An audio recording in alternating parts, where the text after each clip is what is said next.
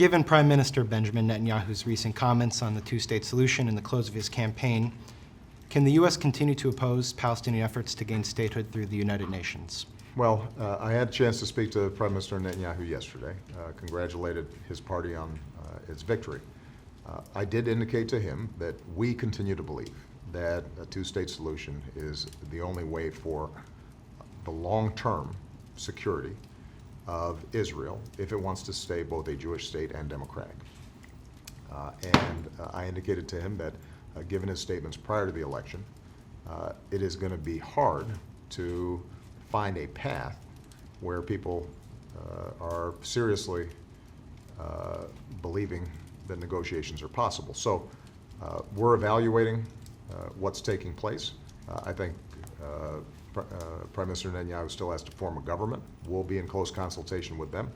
We're going to make sure, regardless of disagreements we have on policy, that our military and intelligence cooperation to keep the Israeli people safe continues, and that cooperation also helps the American people stay safe. But we are going to continue to insist that from our point of view, the status quo is unsustainable, and that while taking into complete account Israel's security, we can't just in perpetuity maintain the status quo, expand settlements.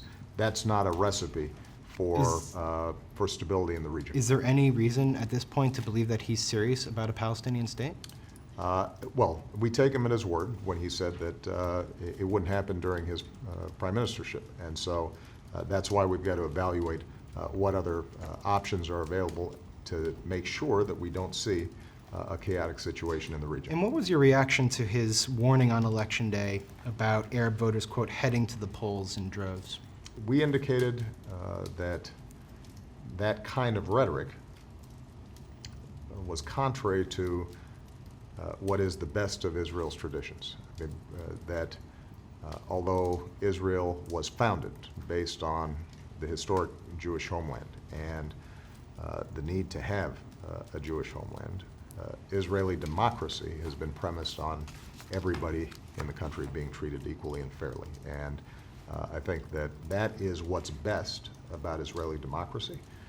If that is lost, then I think that not only does it give ammunition to folks who don't believe in a Jewish state, but it also, I think, starts to erode the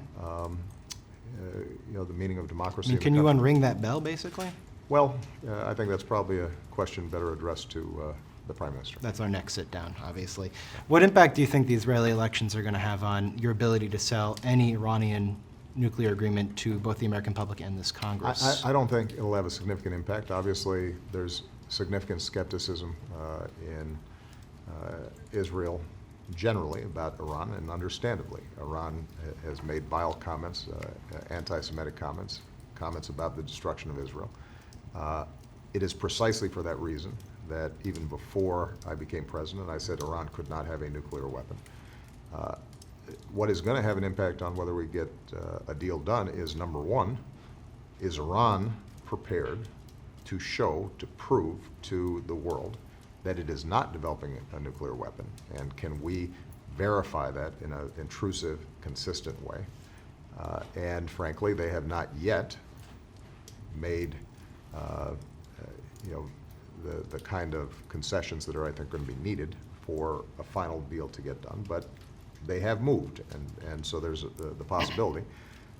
And the other thing is going to be me being able to show not just the American people or the Israeli people, but the world, that in fact we have mechanisms in place that will prevent Iran from having a nuclear weapon, and that the deal that is made not only is verifiable, but it also makes it much less likely that Iran is able to break out than if we have no deal at all. And that's an argument that we're going to have to make if we have a deal. Sure. But we still got some more to do. That's my next question. So recent reports say that a draft is circulating, but there are other reports that says a sticking point remains over the pace of UN sanctions relief. So where do things stand now, and how firm are you on the idea that international sanctions relief must be phased out over time? There is no deal until Everything is worked out. And I think that it's premature to suggest that there's a draft out there. What is true is that there has been movement from the Iranian side. We are consulting with the P5+1. Negotiations have broken for a week because of the Nowruz holidays inside of Iran, which gives time for us to make sure that everybody within the P5+1 is comfortable with the current positions that are being taken. It allows them to consult. We'll be back in a week. Our goal, though, is to get this done in a matter of weeks, not months.